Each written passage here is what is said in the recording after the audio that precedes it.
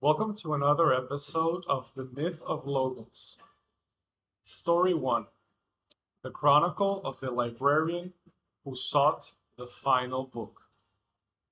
There was once a library so vast that it had its own librarian born within its walls, a woman named Sable, who had never left and had no need to. The library contained, by the sworn account of its founders, a book about everything: history, botany, grief, the behavior of rivers, the recipes of extinct kingdoms. Something existed. The library held a text that described it. Sable loved the library the way others love a parent. She spent her life organizing, cross referencing, annotating. She built an index, then an index of the index. She was thorough beyond measure. One morning, a young scholar arrived and posed what seemed like a simple question. Where, he asked, is the book that describes this library? Sable smiled. She had cataloged the library's own history years ago: its founding, its architecture, its mission. She led him to a shelf near the eastern wing and pulled out a handsome volume, a complete account of the great library and all its contents. The scholar opened it and read for a while. Then he looked up.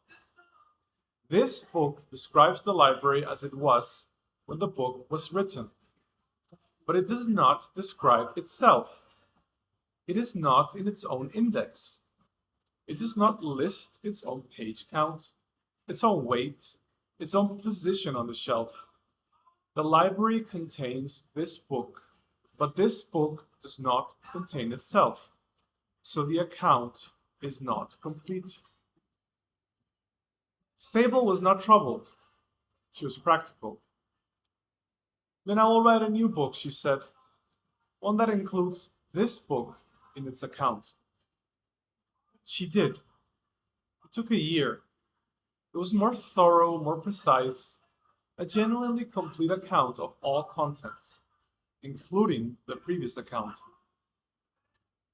The scholar returned. He opened the new volume, found the entry for itself, and read aloud.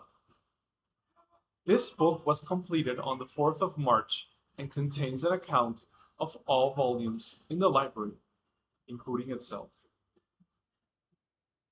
He paused. But in describing itself, it has changed. The moment this sentence was true, the book became a thing that references itself, a new kind of object, different from all it previously described. Its description of itself was already out of date before the ink dried. To fully describe itself, it would need a new edition. But that edition would face the same problem, and the one after that. Sable sat down. She spent the next decade trying. Every complete account fell one book short. Always the account itself, always the latest one. She tried writing the entry for the new book before she finished writing the new book.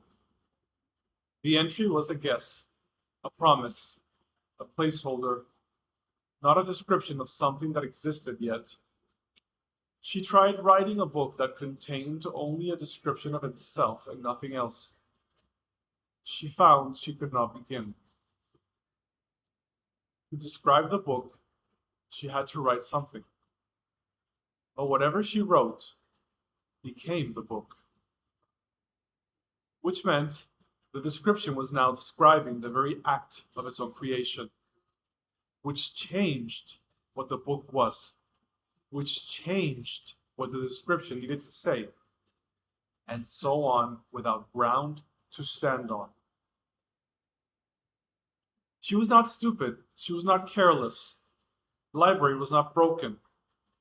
The library simply could not, from the inside, see its own edges. A visitor from a neighboring city could walk, glance around, and say, You have approximately 40,000 volumes, and none of them fully describe the collection, because any description becomes part of what needs to be described. She saw it in an afternoon. It had taken Sable a lifetime not to. Sable eventually made peace with it.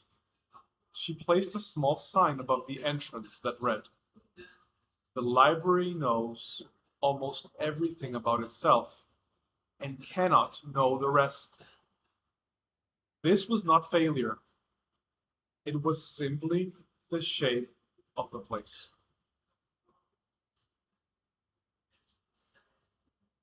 The domain, mathematical logic, and the theory of formal systems. The parable is about Gödel's incompleteness theorems. Specifically, the idea formalized by Kurt Gödel in 1931 and echoed in Tarski's Undefinability theorem, that a sufficiently powerful formal system cannot fully describe or verify itself from within its own rules. Gödel proved two things. The first, any consistent formal system capable of expressing basic arithmetic will contain true statements that cannot be proven within that system. The second, such a system cannot prove its own consistency. It cannot, from the inside, produce a certificate of its own soundness. The library is the formal system, arithmetic or any logical framework, rich enough to talk about itself. The books are its statements and theorems. The complete account is what mathematicians before Gödel dreamed of. A system from which all mathematical truth could be derived. A project championed by Hilbert and attempted by Russell in Whitehead's Principia Mathematica. The scholar's objection, the book does not describe itself, mirrors Gödel's actual technique called Gödel numbering, a way of encoding statements about the system as objects within the system, so that the system can, in a sense, talk about its own sentences. This is the library writing a book about books.